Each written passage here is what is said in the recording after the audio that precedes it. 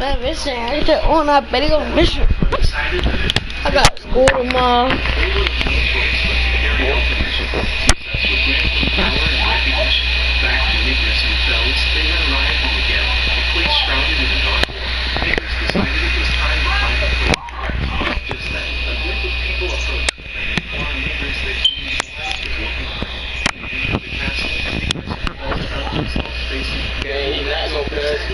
Who ain't gonna pass it?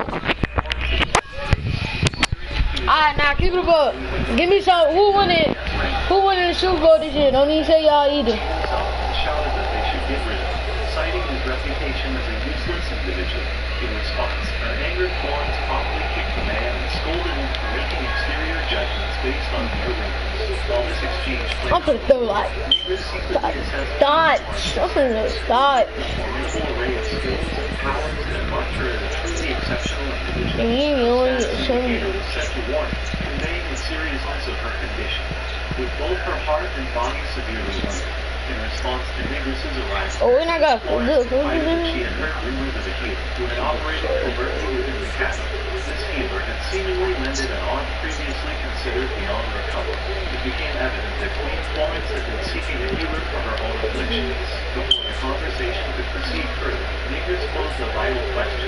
Was she seeking treatment to heal her wounds? And would failure on his part result in dire consequences? Queen Florence had been die, nigga. That's a tie, nigga. previously robbed before her red hospital. Stop playing with me, bro. And I'm at the Vikings, nigga. Niggas drafted me late round. Now I gotta pull the NFL in the best me in the league, nigga. Negris recognized the risk, realizing that failure might consign him to the same fate as those who had come before. However, he also contemplated the possibility that his distinct powers could offer a glimmer of hope. In a remarkable turn, Negris proposed an agreement in exchange for his services in healing. They would be allowed to reside within the castle. Queen Florence accepted the offer, promising them the finest accommodations. Yet, she made it clear that failure would not be without consequences. Amidst this intense conversation, Fells expressed her concern about Negris potentially risking his life to save her. Negris, unwavering, asserted that his obligation as a healer mandated him to provide assistance to those in need. In a playful manner, Queen Florence referred to Fells as Negris's good slave. However, Negris promptly corrected her, emphasizing that Fells was his companion, not a slave. Following Queen Florence into a private chamber, she adjusted her clothing to reveal her wounds on her shoulder.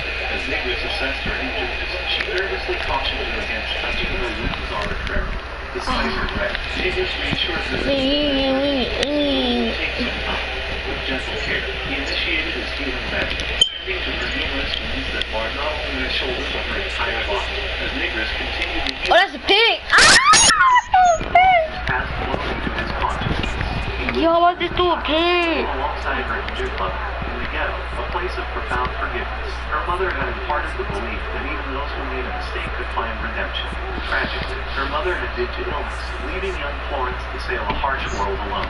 Faced with dire circumstances, she had wielded a sword and committed acts she never imagined herself capable, including Fuck it, I was going down. I'll fight another round. Florence had eventually grown up to the violence around her. Yet, Oh, you get killed. her actions were full of the terror in her very presence. In that thunderous period, she had longed to be reunited with her mother, despite her doubts about the saying if you do good. I thought you were gonna catch that too. By her mother, Florence had resolved to transform the ghetto into a place of happiness through her unwavering determination and smart work. As Negris continued to work his healing magic, he could not but reflect on the inner strength that Florence must have possessed to endure the bitterness of her past. Her wounds, both physical and emotional, seemed to mirror the affliction that had plagued her mother. With each delicate touch, Negris mended her injuries, and it wasn't long before all her wounds had vanished, leaving her shoulder fully restored. Florence, her disbelief evident, stared in amazement at the once injured area. With a heartwarming smile, Negris gently Let's go. That's let's go. Oh. was also cured. He then ventured to make a simple request, asking if they could live in this place. Florence, her expression a mix of confusion and curiosity, questioned whether this was his only desire, and if there were no other requests he had in exchange for saving her life. Negris responded with a genuine and selfless aspiration, expressing his desire to heal and save as many people as he could. To his surprise, Florence shared the same sentiment. She revealed her own wish to save the city through acts of kindness and goodness. It was a desire she was I didn't see that nigga, bro. neighbors in a touching moment. I swear to God, I didn't see that nigga. Held similar ideas. Florence couldn't fathom how even this deeply personal detail. Oh my God, I didn't see that. I just threw 2 fit. The ability to glimpse into a person's I'm not throwing him a bitch. fully focused during treatment. He affectionately patted her head, praising her for being as gentle and kind as her mother had been. The compliment caught her off guard, causing her cheeks to flush. To her embarrassment, she jerked his hand away and delivered a light punch to his stomach. With a mixture of embarrassment and pride, she claimed she was kidding and promptly left the room, returning to the hall. Nicholas was met with Phelps' concern for his well-being. Meanwhile, a flustered Florence gave swift orders to her men to prepare a house for Nicholas to reside in. For men, witnessing their typically stern leader display Chunk, I'm quitting. their eyes. Restart again. That's a restart again. That was a woman. With this He had to get loose. a secure place to I call just home. threw 2 hits, bro. Difficulties. All they had to do was approach Florence. 2 hits though. Who would be tasked with assessing and advising subordinates, earning a gold The bastard constant. I ain't like to know. Understand now, but when you say to the same lit, now I get my work roll up, bust it down. Now I'm gonna buy a nigga change too much. Why the ain't let my change so much? the usefulness of his appraisal skill. What about moving the game on, boss? Admired him more with each passing day. Life in the poor neighborhood was happy and fulfilling. Their quest to advance their adventure rank led them to the capital city. As they strolled through its bustling streets, Bells expressed her craving for hamburgers, signaling her newfound ability to express herself freely. Inside a restaurant, their plans took an unexpected turn as they encountered a violent scene. A young man was cruelly bullying a girl who appeared to be of Nino descent. As he slapped disrespectful woman, declaring Nino people as useless. His aggression reached the zenith as he demanded she leave the city, claiming her presence made it impossible for him to enjoy his lunch. As he menacingly advanced, ready to strike again, Nicholas swiftly emerged from behind, grabbing his hand and putting an end to his violent assault. As the man seemed to fail upon Nicholas, he taunted his face, taunted Nicholas by asking if he was kicked out from an S-rank Got it. party. C49 is better. We can go first. Attempting to deliver a punishing blow. However, Nicholas exhibited remarkable agility, gracefully sidestepping the assault. And then, with a swift and controlled movement, he countered by executing a powerful kick that sent the aggressor sprawling to the ground. Enraged, the man seemed with fury as he struggled to rise to his feet. Yet, before he could muster another attack, Belle sprang into action. She positioned herself decisively between the hostile man and Nicholas, her blade drawn and ready for action. She sternly warned that anyone intending to harm Nicholas would have to do so over her lifeless body. The man hesitated for a moment, and then, resentfully, decided to leave the place, stating that he didn't want to hold a grudge against them. With the immediate threat neutralized, Nicholas extended his hand toward the young girl who had been the target of the man's aggression. Confused and still shaken from the encounter, she inquired why Nicholas had chosen to help her. In response, Nicholas offered a simple yet heartfelt reply. He wanted to help. With his assistance, the girl managed to rise on her own. Her face was still engraved with anger as she questioned how the man could have dared to strike her across the face. However, in the blink of an eye, her pain vanished as if it had never existed. Puzzled and amazed, she turned to Nicholas, who explained that he had used his healing magic to mend her injuries. Filled with gratitude, the girl sought to learn his name, and Nicholas introduced himself as Bells. In return, the girl introduced herself as Alice and expressed her heartfelt thanks for his treatment. She also cautioned Nicholas against associating with her, fearing that it might lead to him facing the same fate she often encountered. Intrigued by Alice's situation, Bells Look to the opposite bloody damn. Alice to reveal that she belonged Good start. frequently discriminated against due to their perceived lack of talent. Alice explained that this discrimination often reared its head when Ninos attempted to join parties. Phelps, angered by such unjust treatment, resolutely declared that Alice had done nothing wrong. Nicholas echoed her sentiment, firmly stating that those who discriminated against others were in the wrong.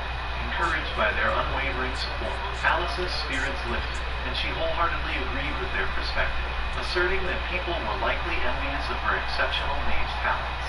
Utilizing his unique skill, Inglis assessed Alice's ability. I got Justin Jefferson wide open in that video. I gotta just hit him, bro. Alice's magical power was exceptionally high, already reaching S rank. Despite her other statistics being notably low, the appraisal also revealed that she specialized in the primitive thunder system of magic, a result of surviving a lightning strike during her childhood. Ligris confirmed her extraordinary magical talent, and Alice couldn't help but swell with pride. Ligris inquired if Alice was in search of a partner and extended an invitation for her to join their own. Alice eagerly accepted the offer. After some time had passed, they found themselves deep within a forest, eager to put Alice's magical abilities to the test. Ligris issued a command for her to attack him, and Alice willingly complied. Her long wand in hand, she unleashed her thunder magic, directing it towards Nicholas. Utilizing his healing magic, Nicholas skillfully blocked her attack. However, he couldn't help but wonder why Alice's magic appeared weaker than her status had suggested. He questioned whether she was intentionally holding back, but Alice adamantly denied, expressing amazement that Nicholas... Let's do it like,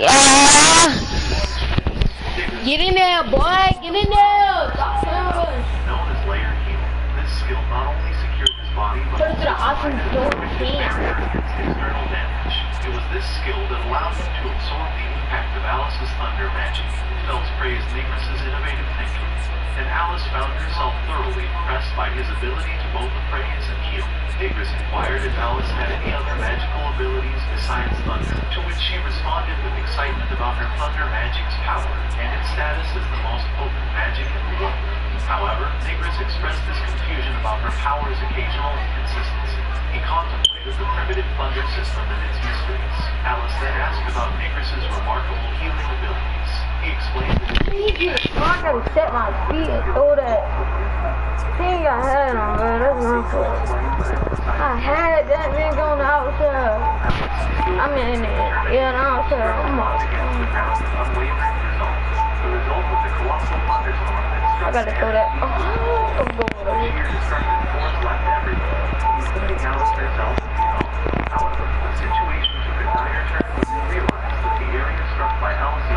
I should have threw that. Put to the house, we blowing it down. Never go around, baby. Just chill. Just chill. Get killed. All of my niggas is world. Blue is just a deal.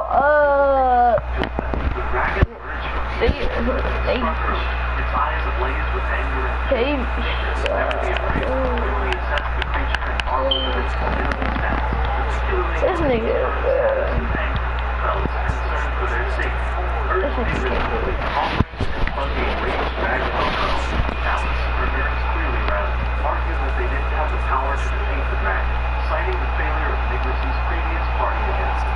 Go to the crib, nigga. To the crib, nigga. To the crib, nigga. That's to the crib. That's a dimer. That's a dimer.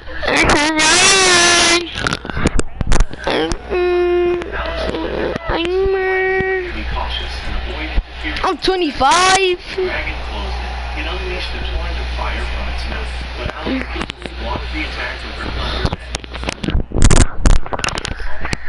I just got in the lead.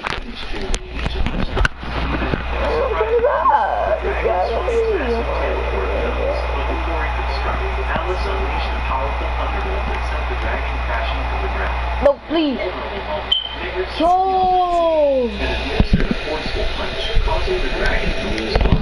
Yo, I should have caught that, dude. Let me.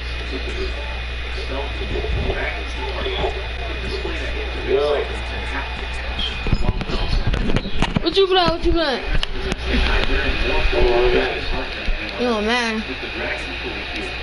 You playing online?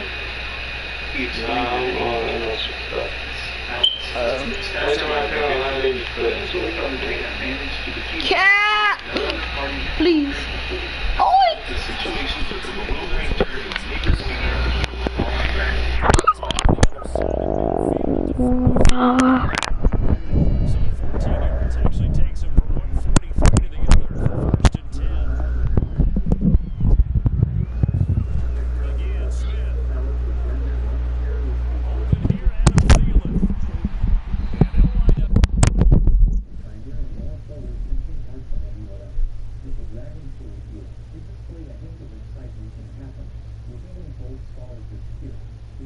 flight gracefully returned to its home. As Nigris and Fels watched the dragon's departure, Alice expressed her desire to become Nigris's comrade. However, she had one burning question. If Nigris possessed such incredible power, why had he been expelled from the Silver Wings party? Bro. Fels and Alice looked at him with I thought I had to die, but I can't. explanation. Nigris began Yeah, bro, you been turning off the camera. He had lost his parents shortly This little Kobe boo ass a mental. Cody in a cut. Cody in a cut. Cody in a cut. Cody in a cut. Let me. You spent the money. Did I spend the money? You sent it. No, I said I'm gonna send it to you tomorrow. Cause that's when I get paid. Oh. Nigris was alone in his room. Fels knocked on his door and asked if he had already gone to sleep. Intrigued by her Oh, I gotta eat all the game I have. for coming to his room. With an instant and fearing tone, Fels expressed her wish to sleep beside him. Initially flustered, Nigris hesitated but finally submitted, insisting that he would sleep on the floor. However, Fels quickly patted her thigh and encouraged him to rest there instead, overcoming his initial unwillingness. You could be more Kurt Buzzard, man.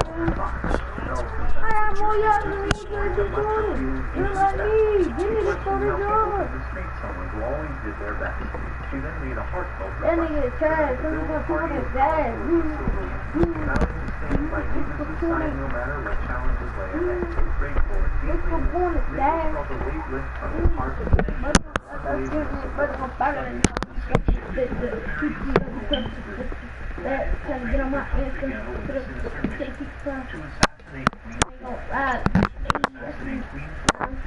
by a powerful noble who wanted the Silver Wings party to eliminate. This complimented Nigris. Upon noticing Nigris, Wow, you so big. Florence swiftly delivered a powerful kick to his face, causing him to crumple and lose consciousness. Florence then turned to Nigris, inquiring if he knew these individuals. Nigris admitted they were his former comrades, but emphasized they were no longer associated with him, making it clear to Florence that they were from the Silver Wings party. Florence deduced that they seemed to have planned an attack on her subordinates and asked if she should have been killed. Nigris responded that they lacked the power to pose a serious threat and weren't worth killing. In a chillingly cold tone, Florence ordered them to leave immediately and take the unconscious man. Her guards escorted the Silver Wings party out of the palace. Fels expressed concern and questioned why they had attacked the locals. Nigris couldn't comprehend their motives for such actions. Florence found it hard to believe that an S-ranked party would engage in such behavior, given Nigris' significant impact. Nigris reminded her that he was once considered useless and had been kicked out of the party. However, Florence vehemently disagreed, asserting that it was the Silver Wings who were truly useless. Nigris chose not to dwell on the matter and decided to leave, announcing their upcoming appointment with Alice for special magic training the next day. Later, Abel was shown experiencing regret and questioning why Nigris always seemed to outshine. He reminisced about their first meeting as children when he had offered to protect Nigris, claiming to be the strongest. However, as Nigris' assessment skills gained attention, Abel grew increasingly jealous and competitive, vowing to surpass him. Abel now blamed Nigris for the mission's failure, believing that without Nigris' involvement, he would have succeeded. His attention was drawn to an approaching carriage, and a sinister grin crossed his face. The scene shifted back to Nigris' group, where Alice was diligently honing her thunder magic abilities. Nigris noticed that Fels appeared upset and inquired about the reason. She expressed frustration with her limited progress in swordsmanship, feeling as though she had encountered an unconquerable barrier. Nigris quickly assessed her status and found her present level to be higher than before. When he glanced further, he saw her royalty level at 109, which left him stunned, wondering if royalty levels could exceed 100. He reassured Fels and advised her to relax since they had time. Alice then excitedly called their attention, revealing that she had gained control over her magic. Nigris observed Fels' somewhat dim expression and pondered how such brilliance might inadvertently lead to rivalry within the group. He wondered if there was anything he could do to promote a harmonious atmosphere. Suddenly, they heard a man's voice crying out for help, and when they arrived at the source, insisting that Abel's current group had returned to the Silver Wings party. He ran and inquired as Nicholas had drawn closer to the scene, suggesting he could exploit the connection to assassinate Floyd. He revealed that a great noble had passed this mission and promised to elevate them to nobility if they succeed. Despite the enticing offer, Nicholas made it clear that he didn't care about becoming an aristocrat. He expressed his attachment to Florence and the people of the ghetto, declaring that he had no desire to rejoin Abel's party with the North. Abel clicked his tongue, claiming that Nicholas had no right to refuse. Abel went on to reveal that another individual he deemed useless had joined their party after Nicholas had left. But this person had fled when Abel attempted to kill him. Nicholas was taken aback, asking if Abel was actually trying to kill his own comrade. Abel smugly shifted the blame to Nicholas, insisting that it was Nicholas's departure that had nearly resulted in Sully's death. Sells, growing increasingly furious, interjected with a stern warning to Abel not to insult Nicholas. However, Nicholas urged her not to dirty her hands deeply with people like Abel, still mocking her, questioned how such a seemingly weak girl could seek revenge on him.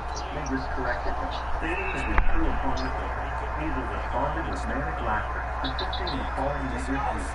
Alice, growing impatient, inquired if she could beat him. But Nicholas ordered both Alice and Sells not to involve the innocent people in the affair. In a sudden move, Abel lunged at him with his sword, but Nicholas agilely dodged the attack. He then began running deeper into the forest, away from the sheriff, who engaged in combat with minimal collateral damage. Abel pursued but Nicholas activated his layered healing magic and skillfully blocked Abel's strike, leaving him baffled. As Nicholas clenched his fist, he mentioned the vulnerability of the ribs before delivering a powerful punch to Abel. Abel writhed on the ground in excruciating pain, screaming. In an unexpected turn, Nicholas used his healing powers on Abel, causing all his pain to vanish, which left Abel bewildered. Nicholas explained that it was his healing magic, emphasizing that even though it hurt, it healed him. He asked Abel if it felt familiar to him. Abel questioned how Nicholas could use healing magic. However, in his usual arrogant manner, Abel claimed that he wasn't hurt because he was too strong. He grabbed his sword and charged at Nicholas once more, but Nicholas deftly deflected the attack with his hand. Determined, Nicholas urged Abel to face the truth, revealing that he had healed him not out of pity, but because Abel needed to live and atone for the sins he had committed. As Abel lay on the ground, completely defeated, Nicholas announced his intention to take him back to the guild. He instructed Abel to apologize to those he had wronged and work to turn his life around. Sells and Alice soon joined Nicholas, having completed their task, and inquired about his situation. Nicholas informed them that he had secured the Silver Wings party, whom he had tied up with ropes. Upon their arrival at the guild, Nicholas reported the unlawful attack by the Silver Wings party on the terrace to the guild executive, Lisa. He urged her to keep a close watch on them. A commotion erupted in the guild as news spread that the F-ranked Silver Wings party had been apprehended by Nicholas, whom many had previously considered useless. The carriage owner, whom Abel had attacked, confirmed Nicholas's heroism and saving. Lisa pledged to personally handle the case and inquired about the F-ranked Silver Wings. One of the Silver Wings party members came and accused Abel of attacking the newcomer, asserting that the rest of the group was not involved. Lisa acknowledged that the guild needed to investigate not only this incident, but also other unexplained occurrences. She acknowledged that they could no longer deny the guild's involvement. Lisa explained that, for the time being, they had detained Abel and turned him over to the guards. Nicholas expressed uncertainty about what would happen to the Silver Wings party members afterwards.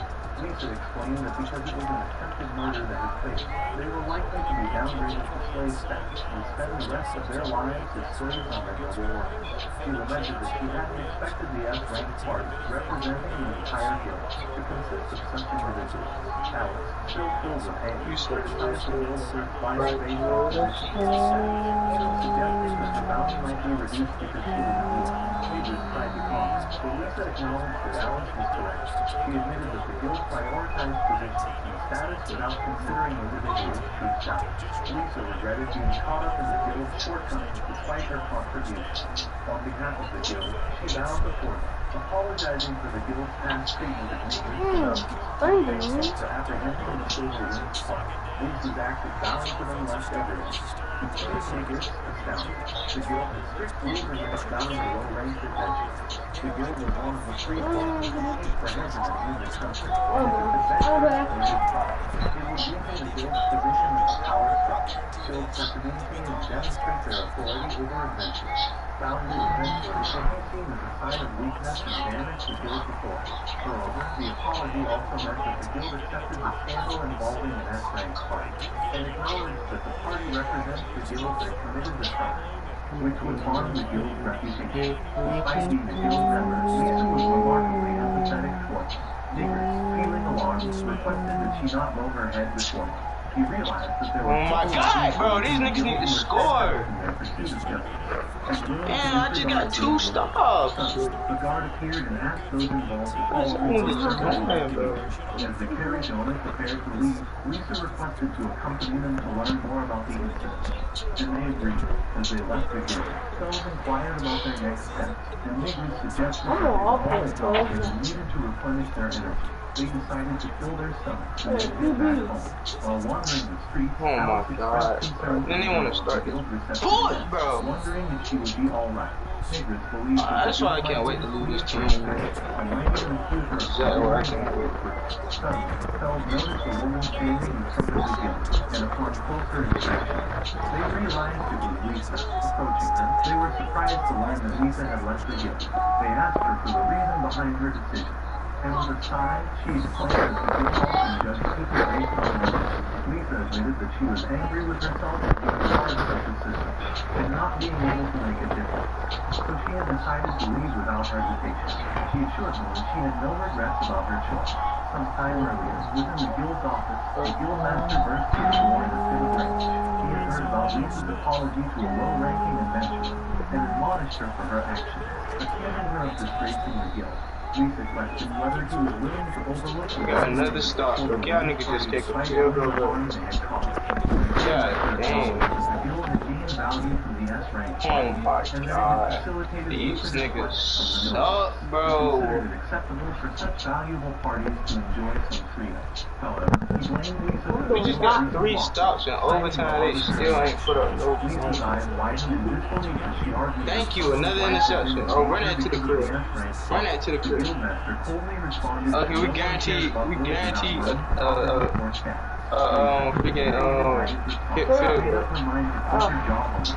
Fellows could not help but admire Lisa's integrity and wondered how someone like her ended up unemployed. After a moment's reflection, she turned to Negress and asked if it would be possible to find a job for Lisa in the ghetto, as it would be a shame to lose someone of principle. Taking her suggestion seriously, Negress assessed Lisa's ability and was astonished to find that her skills were ranked the best.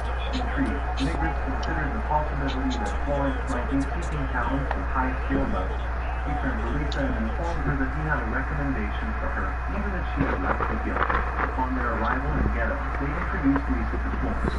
Lisa hesitated and expressed concerns about whether she would be able to work like a slave in the ghetto. However, Negress reassured her by explaining that ghetto was their base as well. Lisa couldn't believe her eyes when she saw Florence and questioned if she was real. After a moment of reflection, Florence emphasized that she valued ability and indiscriminating against those who possessed it. But she couldn't help but ask why it had to be a girl. Negress calmly responded, pointing out that Lisa possessed an S-rank skill, which he believed made her a valuable asset to Ghetto.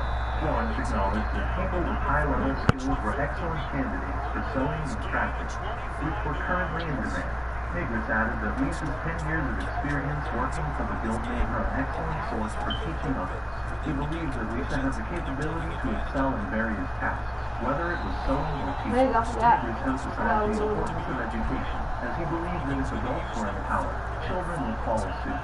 And together, they could work toward achieving happiness. Gradually, Florence realized the significance of having a school in her country for its development. A warm smile spread across her face as she welcomed Lisa and told her expressly Let's go! Nigga, die, bro! she was overjoyed and thanked everyone for Did he get out of out? Please get started, nigga. Negress why he had brought Lisa. That's hot, bro. Come on, there's diamonds in the thing. Negress mentioned that Lisa had approached him on behalf of the guild to So that one. issues caused by Ah, guild while upholding justice. As they engaged in conversation, Fells approached Negress, seeking affection and praise. That was in our eyes. 2 minutes, 2 seconds left, 42.5 seconds left. He snapped the ball. He throws it to Adam Cedar. Woo! Adam Cedar got the ball, but cause about to be beat. We already have the best game of the career.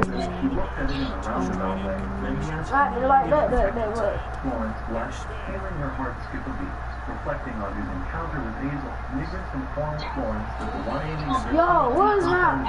Yo! Florence paused briefly and acknowledged... Yo, where's my, like... I want to see that. After turning Hazel over to the golf. Like what? Let's see what I'm up, bro. As a gesture of gratitude for saving the carriage, Negress found himself pondering how to spend this newfound wealth when Fells entered the room, carrying a box of sweets. She offered one to Negress with a smile and playfully suggested that he eat it from her hand. Blushing slightly, he complied. Their playful moment was interrupted by Alice, who burst into the room with several pieces of bread. She teased Negress and Fells about how close they seemed to be getting. When asked about her plans, Alice revealed her desire to eventually move into the castle. She explained that in the capital, she had always been flatly told there were no rooms for females to rent. However, in ghetto, such discrimination existed, making it a comfortable place for her to live. Alice couldn't resist playfully needling Fells, thinking that she might not be entirely satisfied with their arrangement, which left Fells a bit troubled. Fells denied any dissatisfaction, stating that she was fine with Alice living there, despite no longer being alone. She further mumbled. Alice, maintaining her cheerful demeanor, assured Fells that she would stay in her room most of the time and not bother the two. She then left, mentioning that she was going to unpack her luggage.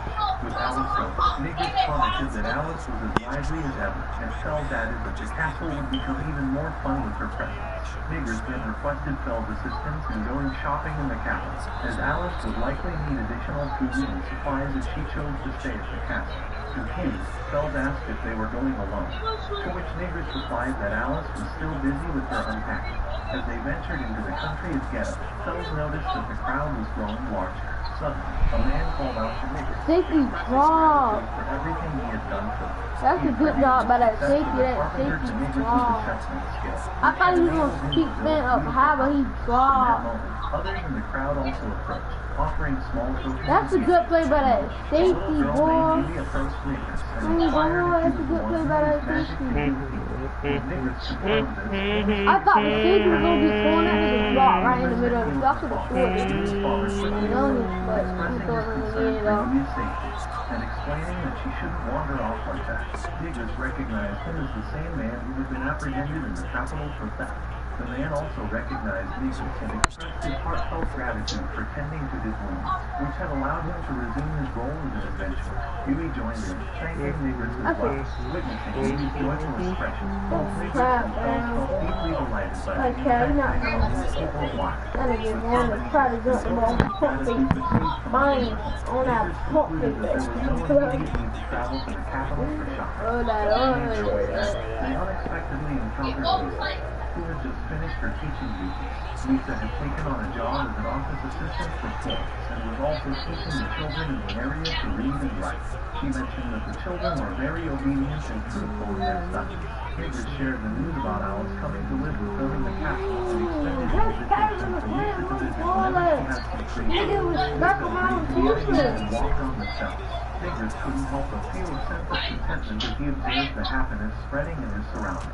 With a warm smile, he made a heartfelt vow not to lead a selfish life like Hazel's, and to be there for his comrades and everyone else who mattered to him. In a shift of scene, Hazel found himself in prison, chains tightly restraining him, holding him in captivity. Suddenly, a mysterious figure appeared before him, expressing pity for the unexpected predicament of an anti-right party leader. This stranger knelt before Hazel and insisted he had forgotten his mission to assassinate Ghetto's queen. To Hazel's surprise, the enigmatic man turned out to be none other than the great noble. Most of the yards. I just ran the ball all day. I had most of the yards. Determination that he assured them that he could still carry out the mission. Appreciating the fire in Hazel's eyes, which was why he decided to offer Hazel another chance. The nobleman produced a summoning stone and an magical formation, an ancient weapon of great power. Hazel questioned the nature of the stone, and the man explained that current magic power was used for someone. Whereas the magical formation was a long-lost technique with potent effects when used for oneself. This summoning stone acted as a type of You don't know how to do As Hazel gazed at the stone, he felt a spark of hope, as if it represented his last chance. The nobleman proceeded to ask Hazel about his deepest desires and whom he wished to love. Without hesitation, Hazel grabbed the stone and expressed his desire to kill him. As soon as he clutched the stone, a sinister black shadow emerged from it, engulfing Hazel, while the nobleman departed, leaving Hazel with the task to fulfill his mission. I don't get it. I battle of it. Savoring the delicious food. It seemed that Alice had grown accustomed to the castle's surroundings. In a spontaneous moment, Bells became curious about the principles of Nigris's healing magic and decided to inquire about it. Nigris explained that his magic was his healing. It's a good thing, bro. It's a good thing. I'm saying like that. Oh, but put a whole world on that one. Alice was amazed, not only by the level of healing, but also by the incredible concept itself. Normal healers relied on the patient's healing ability to mend wounds, and consequently, there would be permanent wounds that could never truly be returned to their original state. In response, Nigris confidently claimed that even the impossible could be achieved with his magic. Alice remarked that magic typically operated by exerting power when used for someone. But Nigris's healing magic seemed to disregard the patient entirely. Nigris was impressed by Alice's keen understanding of the intricacies of his magic. As they conversed, Bells began to feel a sense of sadness. Nigris noticed her emotional state and empathized with her thoughts. He reassured Bells that her swordsmanship skills were essential, and there was no need for her to feel her. In a song, Bells admitted that she couldn't keep up with Nigris and Alice, feeling that the gap between them was too huge. Their conversation was abruptly interrupted by a loud banging of the door. When Nigris investigated, he found Lisa in disarray. Lisa urgently informed him that something was terribly triggered by the abrupt change, because he had only to take care of the people in the alley. Next, Nigris sought out Alice, realizing that he needed her magical abilities to confront the dragon. He asked Alice if she could use magic from a distance or employ the black cat. She mentioned that the cat was highly skilled and could even create an automatic Alice was confused, but suddenly Nigris picked her up, leading her towards the black. He urged her not to worry about her magic. I just got routed by D-Hawk. He genuinely needed her power to handle the situation. Swiftly, he carried her to the location where the black and white dragons were locked in combat. To their astonishment, they discovered that the black dragon had already defeated the descended dragon. To make matters worse, Lin Yu was beside the fallen descended dragon. Crying in distress, the black dragon, a colossal monster, prepared to strike Yu with his claws. Nigris acted swiftly, unleashing a powerful blow with his magic to protect her. However, to their shock, the ferocious punch had no effect.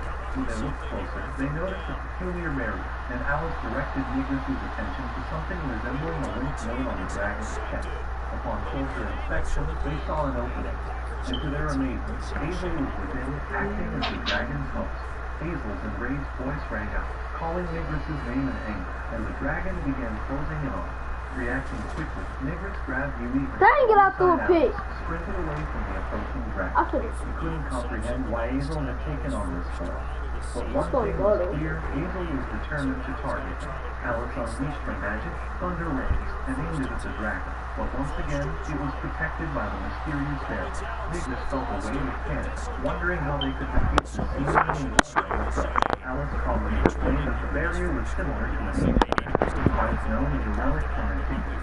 While she wasn't entirely sure of its capabilities, it seemed to nullify magic with the front magic circle, and render physical attacks ineffective with the one behind it. As Nigris fretted over how to overcome this obstacle, a confident smile appeared on Alice's face. She stated that because the magical formation was a physical object, its durability had limits. With her determination to protect her, Go ahead, I want to throw the ball, bro. I swear to God, I can't throw the ball down. Throw it, bro. Throw the ball down. Throw the ball, bro. lightning that struck the dragon. Witnessing this extraordinary display of power, Nigris realized that Alice's magical power Throw the ball like I'm gonna throw the ball, bro. I'm so perfect. It's hot. played a crucial role Put my phone in the written. I was through it. Hot. Oh, geez. Going to straight leave. dark. However, the Yeah, battle you know was that far from feel, over. bro. The You dragon, know once that. more regaining its composure, and Azazel, I can't, still bro. in the grave, left Magus to ponder their way into the seemingly unbreakable magic circle. The black dragon let out a deafening roar that echoed through the air, and to their shock, it wasn't just a roar, it was a sudden call to other monsters. This revelation made it clear that Azel's actions had not only unleashed the black dragon, but also brought chaos and danger to the city in the form of rampaging monsters. Nigris knew he had to stop Azel before more monsters could descend upon him. Azel appeared unharmed by their previous attacks, and Nigris understood that it would be a daunting task to protect them. Alice, and himself with their current circumstances. Alice had exhausted her magical powers, leaving her defenseless. With a sense of urgency, Nigris turned to Alice, instructing her to take the lead in the area.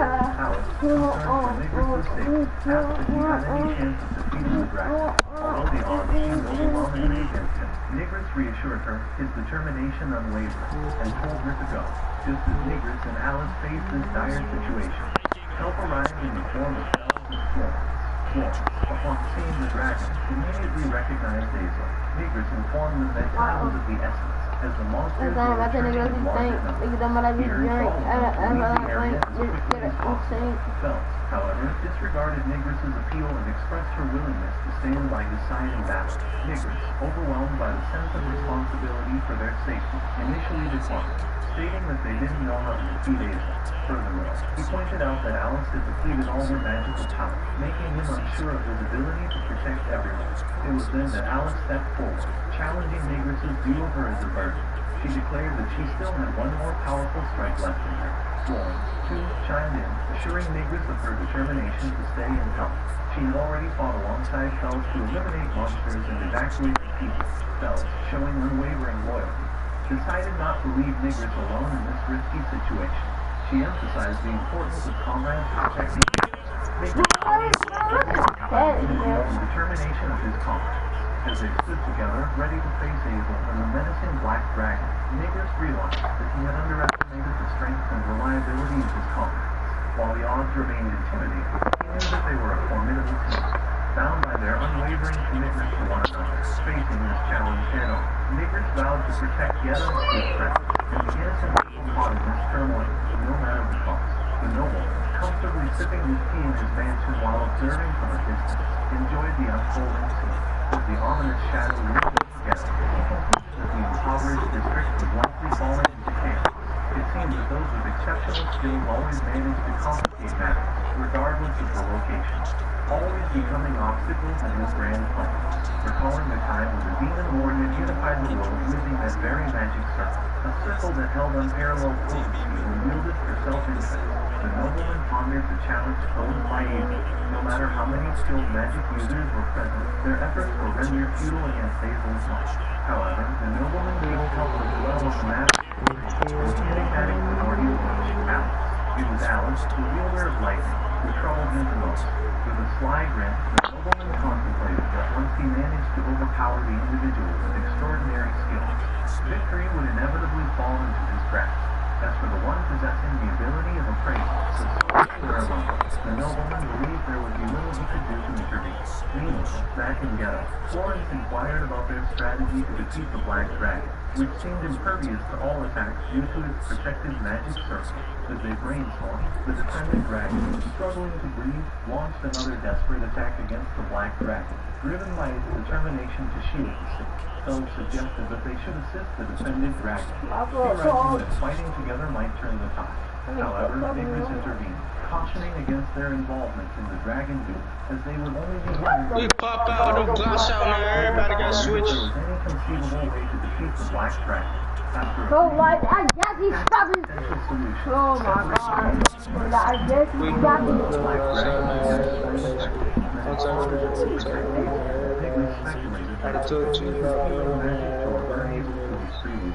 but the bad was not unable to adapt to Medicaid nigga, everybody we had up going on my head down the trench. this meant that their objective was to break through the formidable magic circle. Need to pay now, they come in. Once they breached this barrier, they would have a fighting chance against the Black Dragon. Who says The my Alice son inquired about whether is Azel could control the activation of that magic circle. Nigris directed his attention to the battle on the dragon. Just Feel like I love my kid. So the bad bitch came to shoot you, better believe her. King of pill, that nigga better say they penny. Don't let me get into it. So, by the way, she was putting that with my brother, in my hood. I'm very proud that she must be good at time. I feel the same thing, everybody time. You know, when I want to go, everybody reflecting on their childhood memories, Negress recalled how Hazel had refused with his current form, rendering any attempt at separation, even in this dire situation, and that Hazel was concerned with a heavy heart, despite Hazel's continued pleas for help. As Florence and the others advanced, Negress questioned whether he was a hypocrite, even in this dire circumstance. He pondered the possibility of rescuing Hazel from his current state. As Florence and the others advanced, Negress intervened, asserting that it was a self-destructive situation, that Hazel was beyond salvation. Despite Hazel's continued pleas for help, proclaiming their past college, Negress firmly denied, asserting that Hazel had become too entangled by the bad words with a heavy heart. They take your shit, they know your crimes, man, and bring it back. The reason I'm taking all things is that I'm a rest. The rest killer is a business, they survive and stay in the practice. Carried away by the wind. That when you make a mess. I will make it. You get a location, you gotta do it, you make your play. You walk fast, you break that 2 guns in everywhere. I will tell you they're going to slide on your Hazel's life was born withering away, evaporating into the thin air. Alice, exhausted and pushed to her limit, collapsed onto the ground. Negress expressed his gratitude to everyone for their valiant efforts and instructed Belle to look after Alice. Even the guardian dragon had suffered substantial injuries during the battle. You said what? I can't hear you. I can read nada. He thanked the guardian dragon for its role in holding back the enemy, which had minimized the damage they faced. However, he remained puzzled about why the guardian dragon had chosen to aid them. As the guardian dragon's injuries were completely healed, it rose to its feet, brimming with renewed energy. Negress approached it and inquired about the reason for its decision to fight alongside it. The dragon's behavior suggested that it had fought to express gratitude. After a moment, the dragon gracefully took flight and departed, leaving Negress standing in contemplation. Florence approached him and asked if he had managed to tame the guardian dragon. Negress clarified that he had merely healed it once before, and the dragon reciprocated the favor with a gesture of thanks. Unexpectedly, Negress gently held I told her now, if I get out of 58, catching her off guard. He assured her that if she should inform I'm sorry her to that he shoot was you. promptly healed.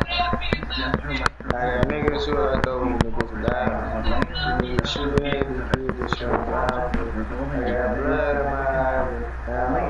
And I got niggas, you can shoot. I got murder, so sorry, I got my the phone still a girl, they take his murder stuff. They could take his murder stuff. They said I was thinking with my show, so she cried. That's what I'm trying to do.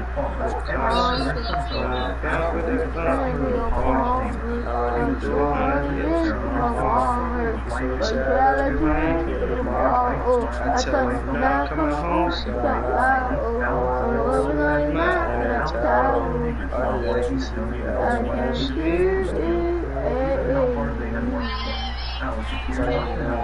I was so playing.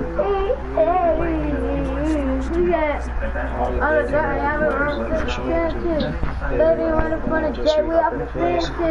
I was good, I caught that kiss, I had a witness. And when I'm talking to these people, I better listen. No, I have to pay attention.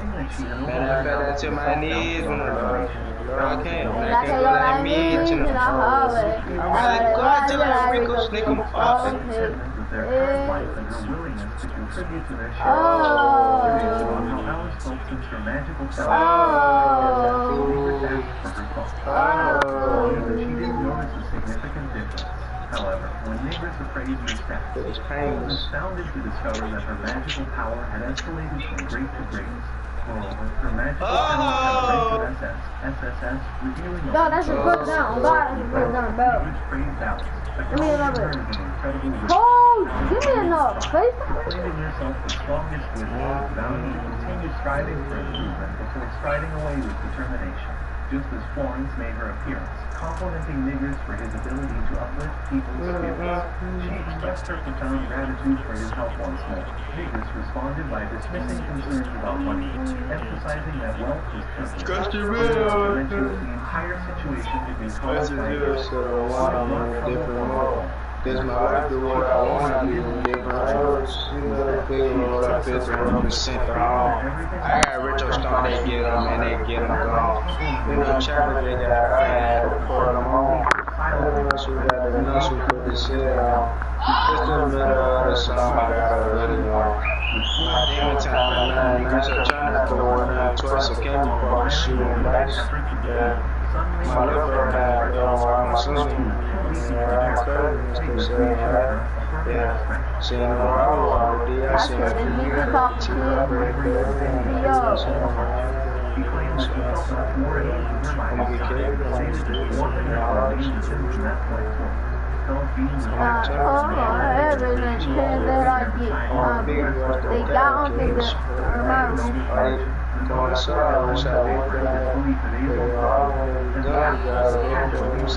So they said we get pioneers right around there.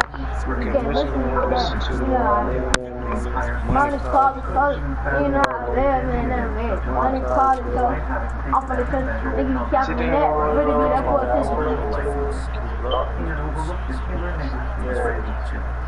For my kids, she wants to I can't support your personal support. You need to be carrying car release. I went hard and I did work for a fish store. So I work with them there and I eat. So now they were looking at the job.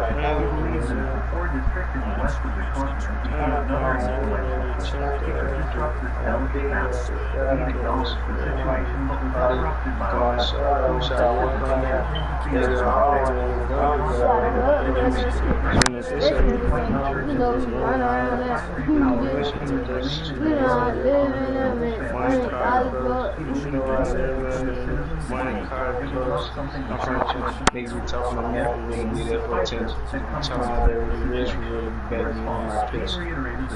I should have did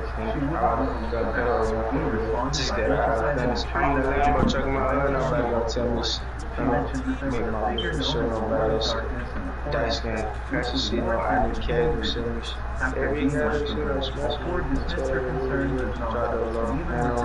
I took it to then I put up on me, I could see a grand boom. I got to sit in all the odds. I be around $3 million, zero standing on all the blocks. This something I'm on.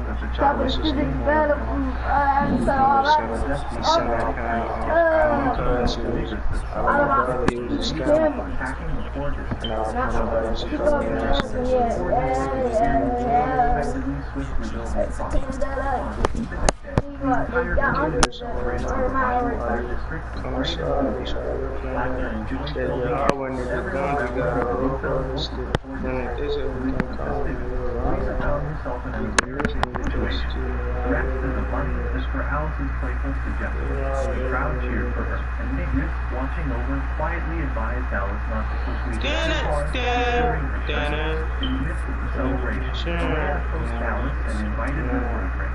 Florence joined Nigris himself, expressing her delight at witnessing the joyous occasion.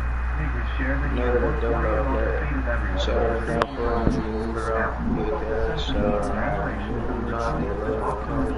I got the bag ain't showing I take it. I got a extra and I got a pin of money around the old down too. I got a spring I got for the rocks. Cars for the money. I don't see that. I know I got two. I'm no party back into the link down. I was playing no shit. I might just be straight. Turn up on the ground too bad. Stick it up. I can sell from my audio that I'm spending checking on the bill for her and all the like the response you got. Even though it's a market, you know the okay, what's up, nigga? That last video, man, they ain't trying to share my boy. All blue girls. Gotta pay for the case report, got a case on us. Can't ask her first. The existence of the four It's a rich nigga practice, man, back for the rock. Talk to my prime, see like, no my criteria, don't worry about it. You know what I'm talking about, spend no for that, I'll take me down. That man, Chris Brown, no shit, the love of my jet, the show, so now I'm in the down, no two go. But I watch out on the rock star. She displayed a picture And of the then really for special one, so you know I'm kind of great. You know, for I'm just stuck there around She show and then you know show I got the bag on my eye. I take it on before. I got the S monitor and I got a pet of my mind. Moreover, there were rumors circulating among the public about a mysterious girl who turned prior knowledge. Florence found it suspicious that surfaced after the attack on Gas, recognizing the royal capital. She cautioned niggas to exercise caution. Niggas, precaution, questioned why he should be concerned. Florence explained that a figure known as the Lord of Darkness had gained acclaim in Gas, and this story is spreading rapidly in the capital. While it was unsurprising that terrorism was spread quickly, Florence was taken by that his own actions. Shooters at your door. We not chicken down on the game, On the floor? What? That don't even know? Drinky don't pull, keep on roll. Big nigga, guys, put your clothes, And encourage Florence not to create such rumors. putting that somebody chest, Still but you viewing don't. essential unknown of the situation. Couldn't help but frown, contemplating the You're a pancake. What do you want? What do you want, bro? noticing Negris' I said weed, I said blows. I'm a player, nigga. I might say, searching for more information. gang. Bring the $57 on another girl. I need to get some more. Informal meetings I'll the plug, gang. Bring it up. gathered.